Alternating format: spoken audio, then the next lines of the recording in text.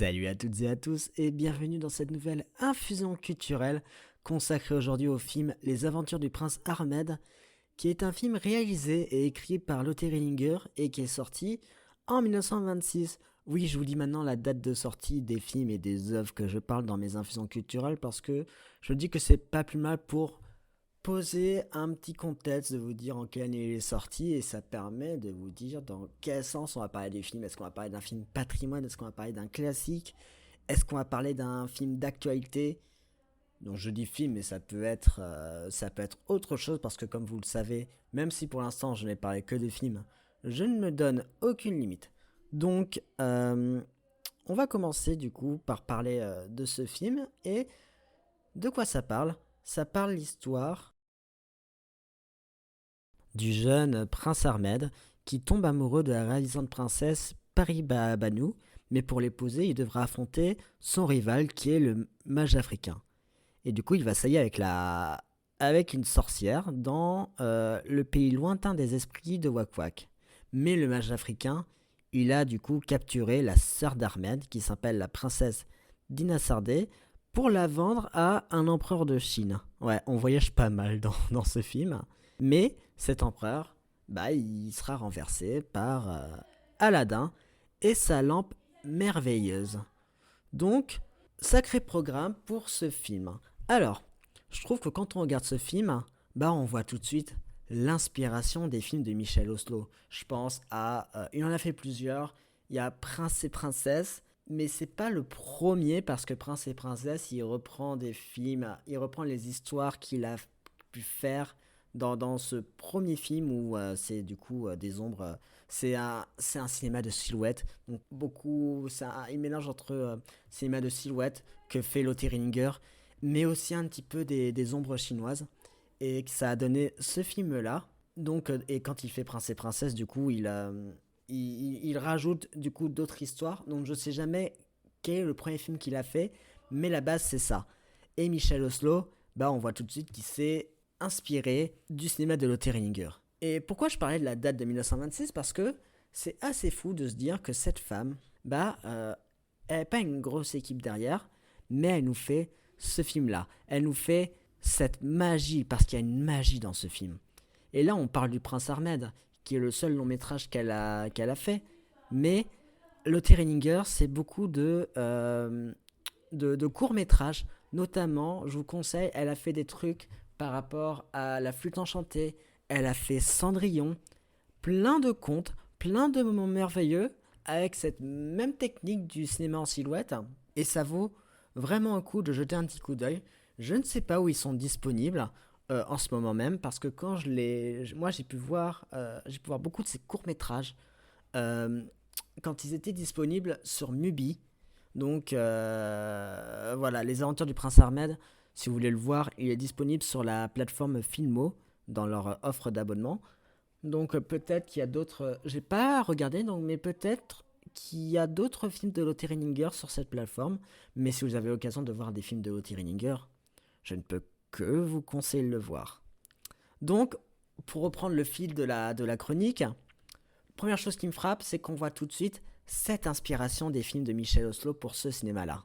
Mais qu'en est-il si on parlait uniquement de cette base qu'a pu avoir Oslo quand il a fait ses films et quand il a vu Les Aventures du Prince Ahmed? Les Aventures du Prince Ahmed, il n'y a pas d'autre chose à dire, mais c'est un film absolument fantastique. Il est fantastique, il est merveilleux parce que Lotte Rillinger, elle adapte des contes des Mille et une nuits. Donc on a plein d'histoires qui se combinent. Comme on l'a vu dans lisant un synopsis, on voit Aladdin dans le film.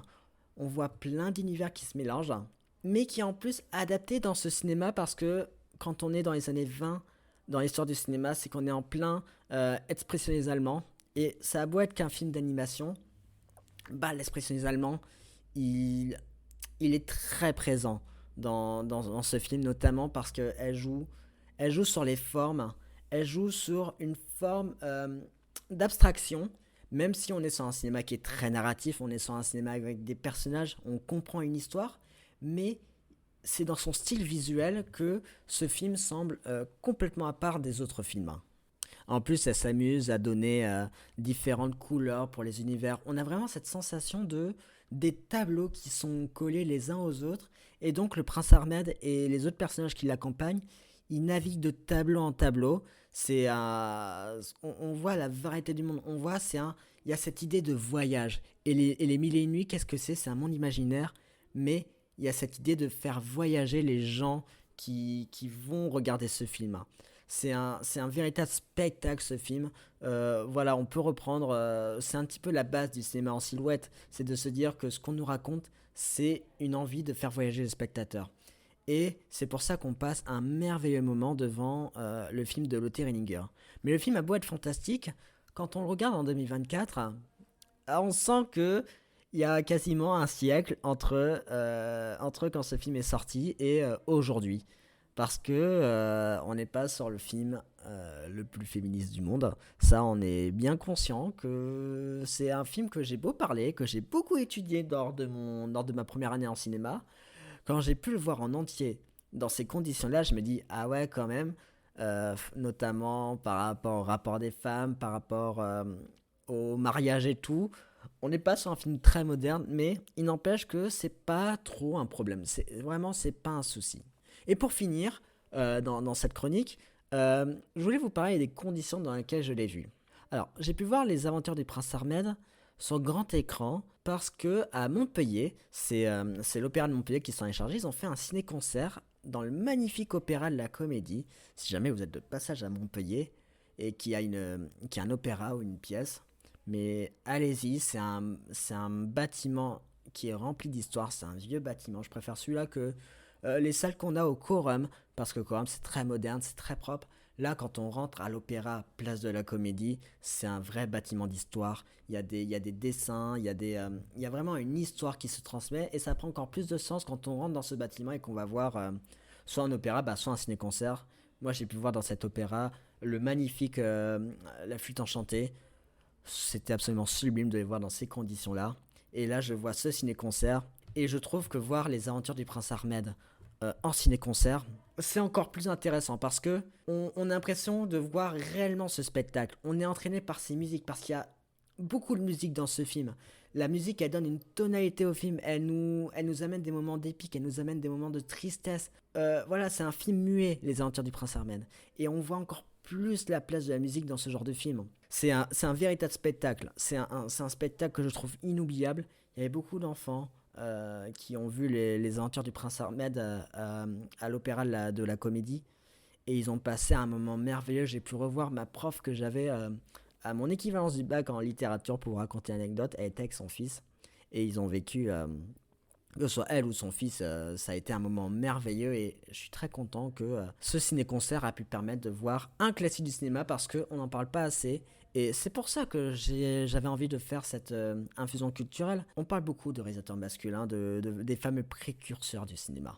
Mais moi, j'ai un combat dans la vie, c'est de toujours parler de réalisatrices qui sont de véritables pionnières, qui sans elles, on n'en serait pas là. Sans Lotte Renninger, on n'aurait pas eu la manière dont Michel Oslo va faire ses contes cinématographiques. Là, je parle de Lotte Renninger, mais mon sujet de prédilection, ça reste Alice Guy.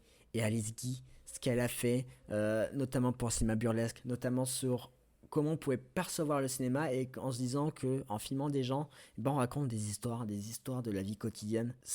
Elle a été très précurseur, c'est une grande femme, c'est quelqu'un qui a dirigé des studios, elle a fait beaucoup de choses chez Gaumont, elle a une carrière absolument fantastique aux États-Unis quand elle a déménagé là-bas. Elle a fondé son studio, elle l'a géré, elle a fait beaucoup de films qui sont tous trouvables sur YouTube. Et faire ces infusions culturelles, c'est aussi un moyen de rendre hommage à ces femmes. Donc, regardez les aventures du prince Ahmed, parce que vous allez découvrir un morceau d'histoire, vous allez découvrir une femme qui a apporté des techniques de cinéma dans l'animation. Vous allez voir en plus un super conte. Je trouve que jamais les Mille et une nuits n'ont été aussi bien représentés. Je trouve que c'est la meilleure adaptation qu'on peut faire des contes des Mille et une nuits. Si ça vous donne envie de lire les histoires et les contes, plutôt des contes des Mille et une nuits, et bah franchement, jetez-vous, lisez ça avec vos enfants, regardez ces films avec vos enfants, et puis regardez d'autres films de Lotte Renninger, regardez, si vous voulez regarder d'autres films de réalisatrices du cinéma muet, parce que on n'en parle pas, mais pour moi, c'est les véritables pionnières. C'est nos héroïnes, pardon. C'est des femmes qui nous ont apporté tant de choses, et il m'a semblé important d'en parler, parce qu'elles sont injustement oubliées par l'histoire du cinéma, mais si je fais ces chroniques, si je fais des études de cinéma, c'est aussi pour pouvoir, les mettre à leur place. Et leur place, c'est être tout en haut, c'est être en première page, c'est elles nos figures, c'est elles les créatrices de notre cinéma. Et si cette infusion culturelle vous permet de découvrir le cinéma de Lotte Renninger, et j'espère d'autres réalisatrices très précurseuses de techniques cinématographiques, et ben j'en serai le premier heureux. C'est un petit peu le but de ces infusions culturelles. Voilà, c'est de parler de culture, mais aussi mettre en avant ces femmes, mais aussi des hommes qu'on ne parle pas forcément, ces personnalités, ces génies, il n'y a pas assez de superlatifs pour les décrire, mais c'est aussi pour ça que je décide d'en parler. Donc voilà ce que j'ai à dire, un petit peu meublé à la fin, mais c'est pas trop grave, mais voilà ce que je pouvais en dire sur les aventures du prince Ahmed, que vous pouvez voir sur Filmo. Inutile de vous dire, foncez le voir. Et on continue petit blabla pour vous dire que voilà, je continue les uploads sur le podcast et sur la chaîne YouTube. Là, dès que je suis en vacances, parce que là, je suis en ce moment à la course avec les examens et tout, c'est bientôt les vacances, bah, je vais pouvoir mettre le flux RSS sur les autres podcasts, sur les autres applications de podcast, donc notamment Apple Podcast, je pense. Et puis, je sais pas ce que vous écoutez, les plateformes sur lesquelles vous allez, peut-être Spotify, je pense, parce que moi, j'écoute les podcasts sur Apple, donc je connais pas les autres apps de podcasts, si j'en connais d'autres, mais de toute façon, je pense que dès qu'il y aura le flux RSS, bah, vous avez juste à le prendre et hop, vous le mettez dans votre app de podcast. Puis vous êtes bien à écouter quelqu'un qui parle de cinéma et qui le fait à la cool et qui, bah, voilà, en espérant que vous kiffez. Donc voilà, donc bientôt sur les autres apps de podcast, pour l'instant sur PodCloud et sur YouTube. Et sur YouTube, pour l'instant, il y a le nom de la chaîne, bah, c'est Élargite, mon prénom et mon nom de famille, mais faut que je fasse ces changements pour que ça puisse s'appeler du coup la chaîne Les Infusions Culturelles, parce que c'est le nom de la chronique. Voilà, ça c'était l'instant où je parle un petit peu de ce qui se passe, et du coup je vous dis à la prochaine pour une nouvelle chronique. Il y a plein de choses de prévues, il y a une belle liste donc, en espérant que vous kiffez toujours autant.